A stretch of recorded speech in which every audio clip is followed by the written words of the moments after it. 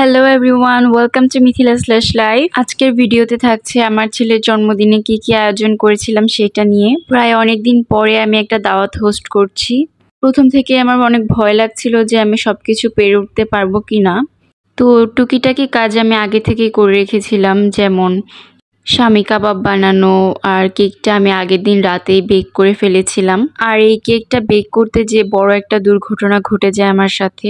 আমি যখন ঢাকনাটা তুলি তখন ভাপটা আমার হাতে লেগে যায় আর অনেক বেশি জ্বালা পোড়া করছিল। প্রায় 3 ঘন্টার মতো আমি কোনো কাজই করতে পারছিলাম না।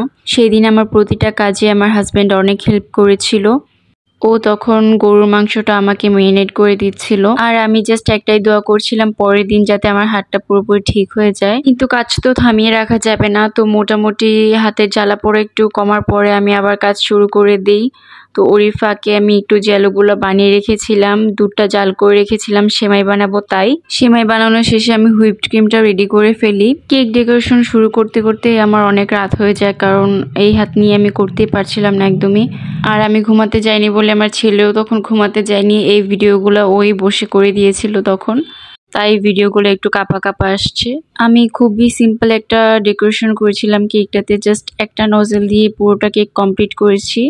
ফার্স্টে আমি ক্রাম কোট করে নিয়েছিলাম, তারপরে নিচে তো যেরকম ডিজাইনটা দেখালাম সেটা করেছি, আর এরপরে এই ডিজাইনটা করে নিয়েছি। ফুল কেকে সেম ডিজাইনটাই ছিল, যাতে অনেক বেশি পারফেক্ট আর একটা ক্লিন লুক আসে কেকটাতে। তাই আমি খুবই আস্তে আস্তে কাজ করেছিলাম, আর আমার তখন কাজ করতে করতে প্রায় 3:30 বেজে গিয়েছিল। আর সব কিছু ক্লিন করে ঘুমাতে ঘুমাতে সেই দিন আমার 4:30 বেজে যায়। আমি ভাবছিলাম যে সকালে উঠে হাতটা হয়তো ঠিক হয়ে যাবে। ঘুম থেকে ওঠার পরে আমার হাতের অবস্থা দেখে আমি বুঝতেই পারছিলাম না যে আমি কি করব। হাতের অবস্থা এত বেশি খারাপ ছিল, আমার 3টা আঙ্গুলে বড় বড় ঠোসা পড়ে গিয়েছিল, আমি হাতটা সোজাও করতে পারছিলাম না এরকম। তারপরে আমি একটু রেস্ট নিই। দুপুরের পর থেকে আমি আবার রান্নাবান্না শুরু করি। তো কেকের কিছু ডেকোরেশন বাকি ছিল, ওগুলো আমি প্রিন্ট আউট করে নিয়েছিলাম। আমি যেভাবে বলেছিলাম ওইভাবেই আমার হাজব্যান্ড বসে কম্পিউটারে সব কিছু সেট করে তারপর এগুলো প্রিন্ট আউট করে এনে দেয়। তো এইগুলাকে সুন্দর করে কেটে তারপর আমি কেকে বসিয়ে নিচ্ছিলাম। খুবই সিম্পল এই কেকটা ডেকোরেশন করা, আমি কিন্তু সব কিছু দেখিয়ে দিলাম। আপনারাও চাইলে এত সুন্দর একটা পিকাচু কেক নিজেরাই বানিয়ে ফেলতে পারবেন। আর এই কেকটা অনেক বেশি বড় ছিল, আমার ঠিক ওজন করা হয়নি কতটুকু। আর কাপকেকসগুলোতেও আমি টপার বসিয়ে নিয়েছিলাম এখানে। কেকটা কেমন হয়েছে অবশ্যই সবাই আমাকে কমেন্ট করে জানাবেন। তারপরে আমরা ডেকোরেশন করা শুরু করে দিই। আরহাম তো অনেক খুশি ছিল সেই দিন, ও সারাক্ষণ নাচছিল আর কি, আর বলছিল যে আমি অনেক খুশি। ডেকোরেশনটা আমরা সিম্পলের মধ্যেই করেছিলাম, যেহেতু প্রোগ্রামটা বাসায় ছিল। তারপরে আমি রেডি হওয়া শুরু করি। এই সুন্দর ড্রেসটা আমি নিয়েছিলাম আরহামের বার্থডেতে পরবো তাই, আর সাথে এই ইয়াররিংটা পরবো। আরহামের বার্থডেতে প্রতিবারই আমি নতুন জামা নেওয়ার ট্রাই করি, কারণ বাচ্চা জন্ম দিতে লালন পালন করতে তো মার অনেক কষ্ট হয় তাই না। তো আমি নিজেকে নিজে একটা ট্রিট দিই এই দিনে, এতটুকু তো আমরা ডিজার্ভ করি তাই না। আর সেই দিন খুবই তাড়াতাড়ি রেডি হয়েছিলাম, খুবই সিম্পল একটা মেকআপ করেছিলাম। ওভারঅল আমার মেকআপ লুক অ্যান্ড ড্রেস সবকিছুই আমার অনেক ভালো লেগেছিল সেই দিন। তারপর আস্তে আস্তে মেহমানও সবাই আসা শুরু করে, মেহমানরাও একটু টাচ আপ করে নিচ্ছিল। তারপরে আমরা সবাই চলে যাই কেক কাটতে। তো এবার বার্থডেতে আমাদের গেস্ট ছিল সবাই, আমার হাজবেন্ডের ফ্রেন্ডস অ্যান্ড ফ্যামিলি আসছিল। তাদের সবাইকে অনেক দিন ধরে দাওয়াত করব বলে করা হচ্ছিল না। তো এরপরে ভাবলাম যে আরহামের বার্থডেতে এই দাওয়াতটা দিই। আরহামও তাদের পেয়ে অনেক বেশি খুশি ছিল। আরহাম এবার 5 বছরে পাড়া দিল, সবাই ওর জন্য দোয়া করবেন, ওকে যেন আল্লাহ নেখায়াত দান করে, আর ও যাতে একটা ভালো মানুষ হিসেবে সমাজে বেড়ে উঠতে পারে।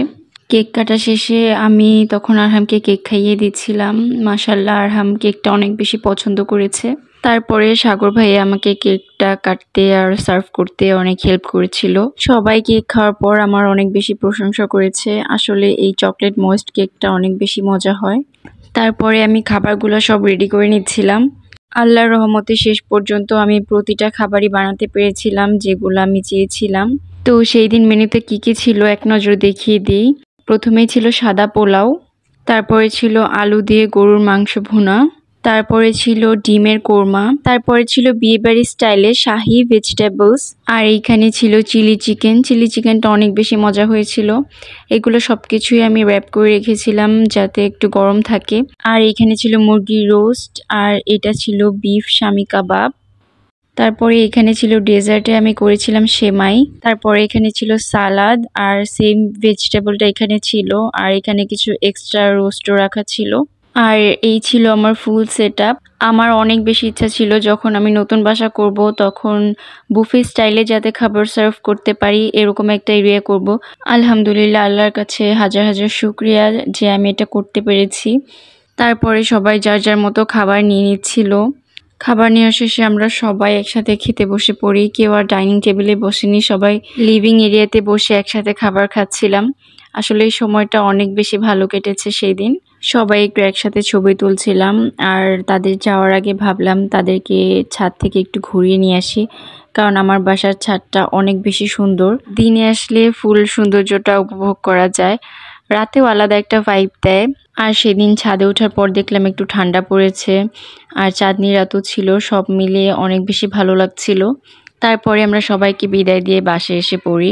আর আরহামের বার্থডেতে ও কি কি গিফটস পেলো সব আমি পরের ভিডিওতে শেয়ার করব।